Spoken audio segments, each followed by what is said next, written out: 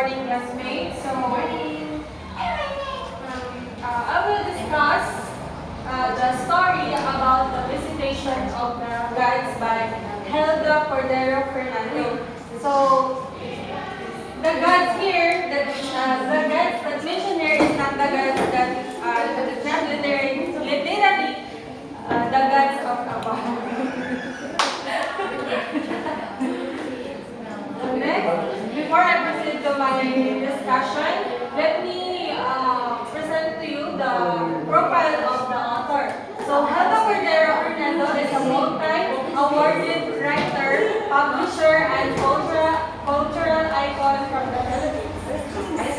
She was born on June 4, 1932 in Manila, has a BA from St. Teresa's College, Manila, and an MA from the Ateneo de Manila University.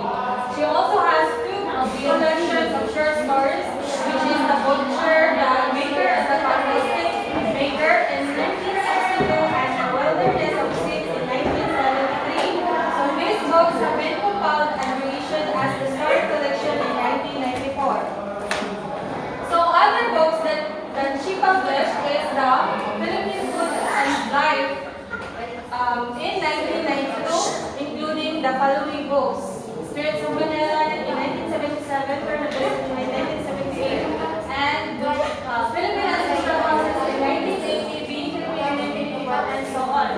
And so together with Alfredo Roses, Cordero Fernando works on Filipino heritage, the 10 volumes study on Philippine culture and society. Cordero Fernando has worn numerous other hats as a visual artist, fashion designer, playwright, art curator, and producer. In regard to that, she produced a hugely successful extravaganza entitled Buddha and has won romance. So now let's move on to the characters of the story. Miss Noel is the English instructor, Mr. Sawin, the English supervisor, Mr. Alava, the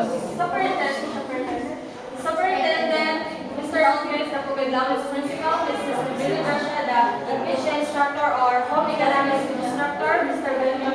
Benamor, industrial arts instructor, Mr. Dijus, physics instructor, Mr. Bass, national language instructor, Miss Santos, the PE instructor, and Mr. Del Rosario, the military tactics, and the student, Leo. So, the setting of the story is in Pugadlawan High School. So, Pugadlawan High School had been capital of its community, rooted in the privilege of a heritage. The schoolhouse was accessible by a series of stone steps carved on the hard face of the rocks. Its waste windows looked out at the misty verdure of mountain shaped like a sleeping woman. So ang setup sa ilang school is kanang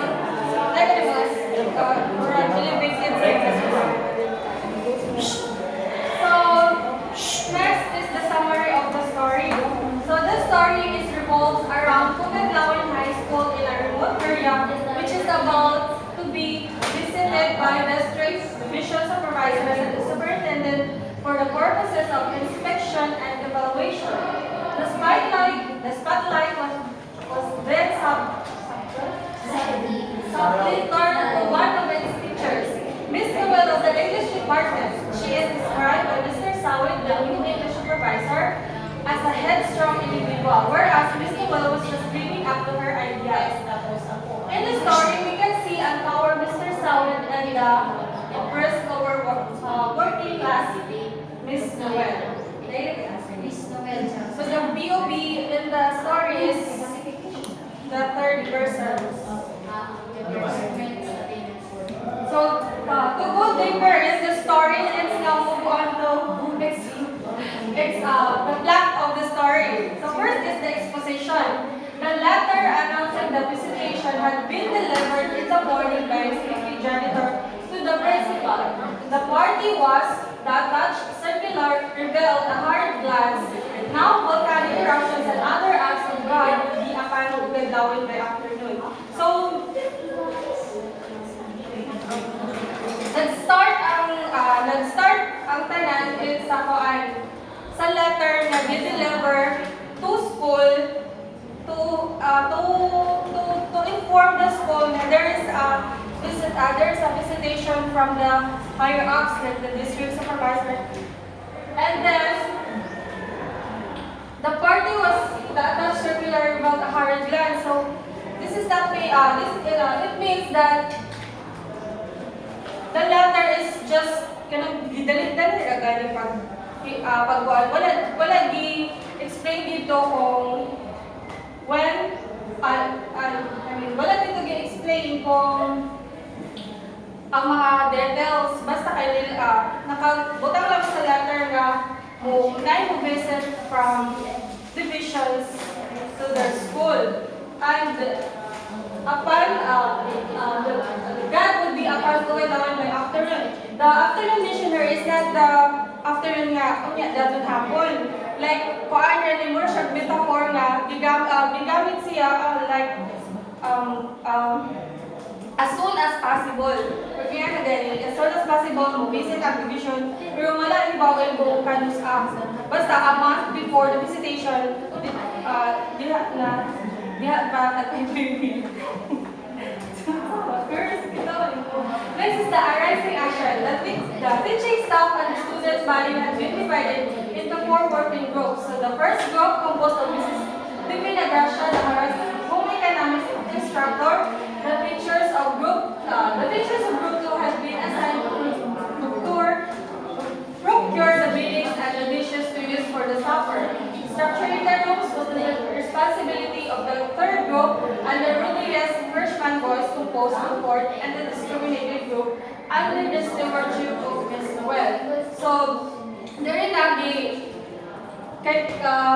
nahibakan Manila mag-visit ang mga supervisors. Then the principal divided the students, the teacher staff and the student to divide the works, to divide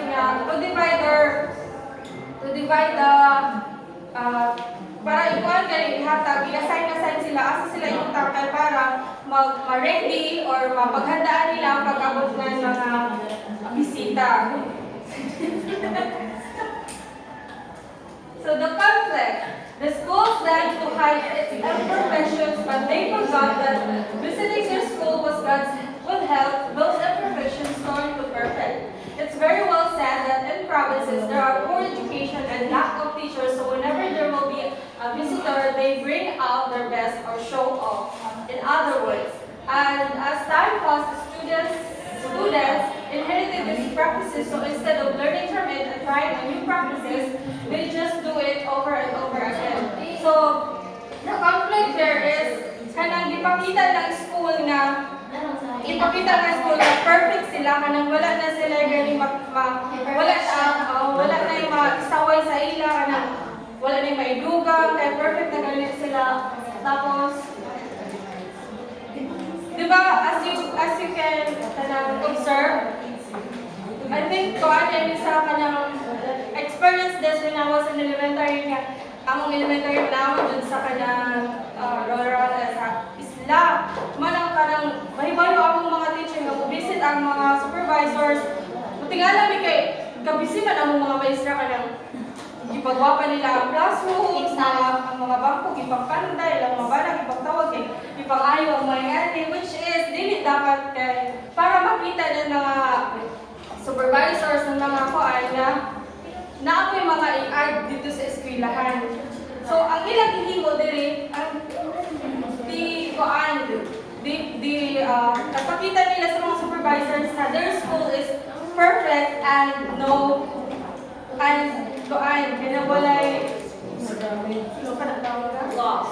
flaws nga na.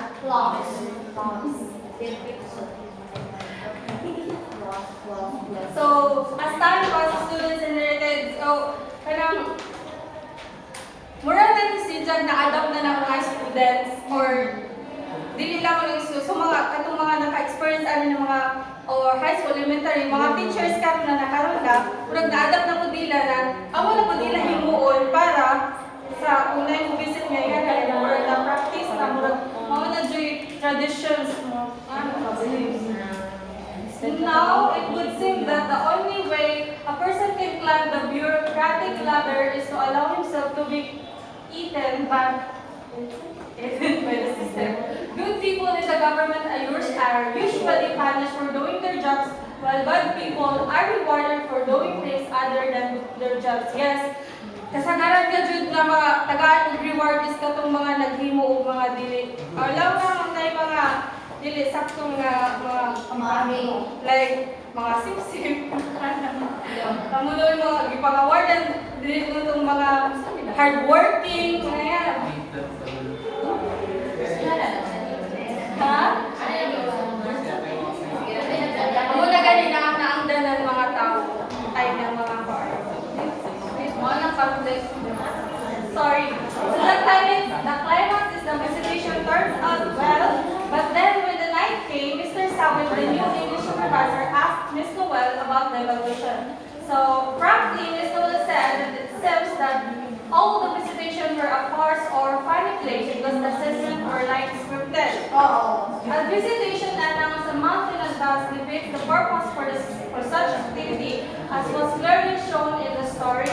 Yes, it turns out well on visitation because they already know the visitation. A month before the visitation. And then there is Mr. Sawit, the new English supervisor, asked Ms. Noel how's the assessment or how's the evaluation. Then Ms. Noel, wala siya kaangay sa kuan, hindi mo lang school. Istorya niya kang Mr. Sawit tanan niya opinions kanang ano ba? Na mauna ang kuan halata ng scripted, foul play, show off verbally siya para nalang mag-ingnan nga perfect ilang school. Next, it gives the school administrators the opportunity to prepare and hide the infirmities of their respective schools. The results are usually not reflective of the true status and situation of the school because only the good things are highlighted while the bad things are hidden. The whole activity boils down to making an impression and satisfying a group of assessors who are treated like gods by flattery and gift giving. So, itong mga supervisors sa ilang hinimo, gitrato nila ang mga supervisors na gods. They give them gift, they give them watery foods, and they give them comfortable buildings. So ang katong mga nag-visit tuod, ganahan tuod sila kay syempre, di pa lang din sila maayo. Next, the following action. Ms. Noel realized that those who sacrifice and dedicated their lives for the good of the country usually end up getting nothing and have nothing. So it seems that all those years, she has been a slave of the administration. In the end, it's always the children who will suffer as she looks to the eyes of Leon, who is very willing to become lawyer someday. So kung ikaw nga dedicated ka sa imong work, ang imong perception nga matanaw is dili jud maayo. Kung ang imo, if you really love your job na mag-teach ka, then you say that it's very not right to do that, and she thinks that the future of the children that she handles is really bright ang future because of that systemic system. Always jud ang children na mag-suffer kaya tungod kita karon ito na wala na mag-suffer ta kay important is na pasar. Now, next is the resolution of the story. At the end of the story is Noel's determination to take students still in her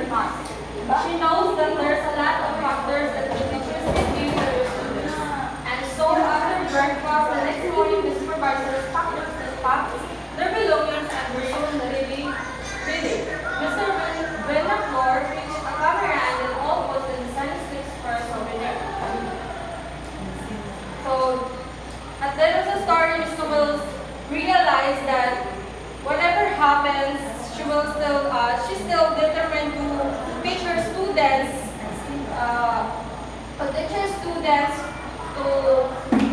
for their future. So, after pagkaugma, so maintain them with Mr. and Mrs. always on either side of them and the minor cousin is in the order in the hopping downstairs. Miss Noel was late, but she ran to take her place with pride and humility in the lowest rung of this school.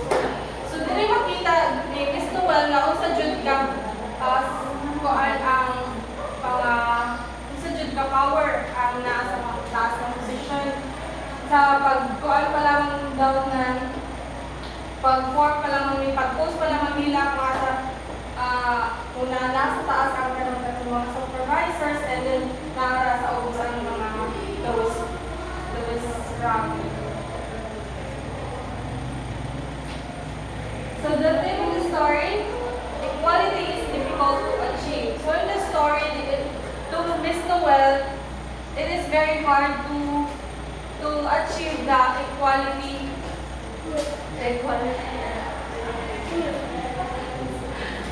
She experienced that, like for example, gibutang sila assign sila sa katong mga rebellious students, which is mga noisy, mga missy students, mga budyo.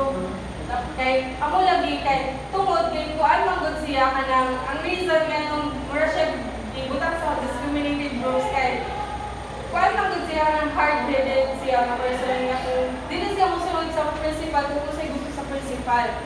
So murag mo contradict siya mo lang mura siya gidumtan din sa principal. So mao lang next, life can be full of pretensions. So the story is all about pretensions. Kaya wala nila ipakita sa mga supervisors nga ang nilang school, dili perfect.